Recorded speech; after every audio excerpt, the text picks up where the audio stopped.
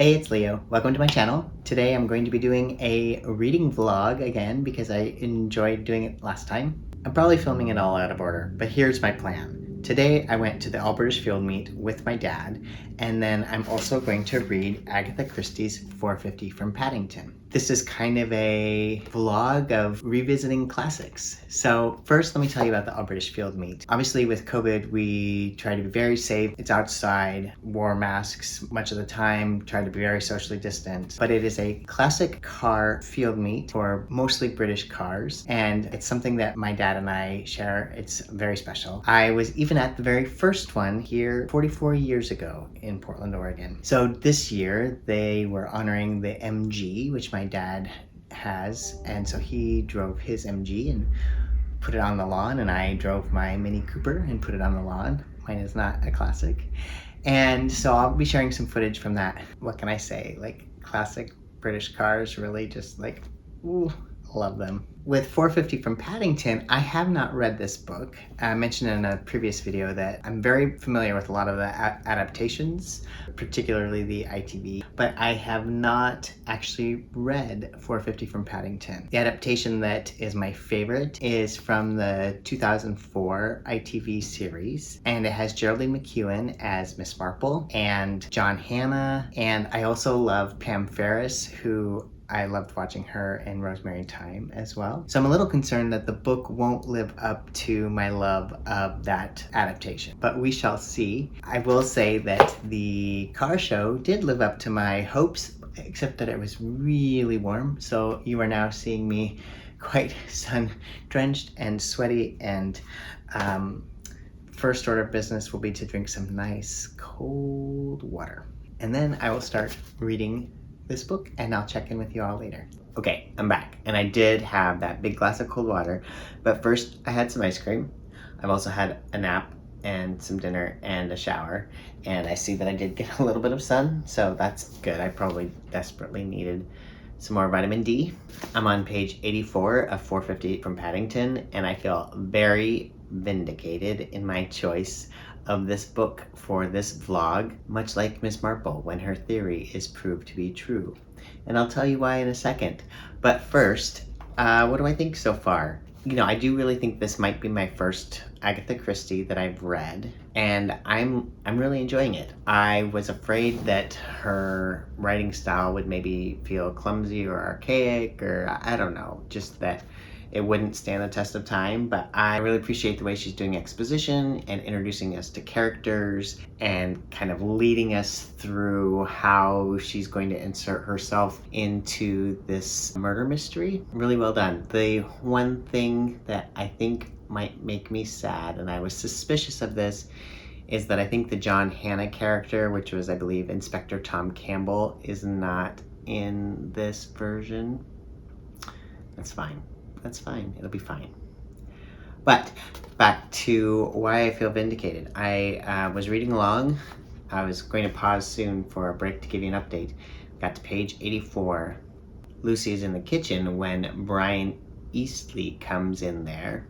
"Can I give you a hand in any way?" he asked. "I'm handy about the house." Lucy gave him a quick, slightly preoccupied glance. Brian had arrived at the inquest direct in his small MG car, and she had not yet had much time to size him up. MG is the car that both my dad drive and was the honored mark at the All British Field Meet this year. So, aha!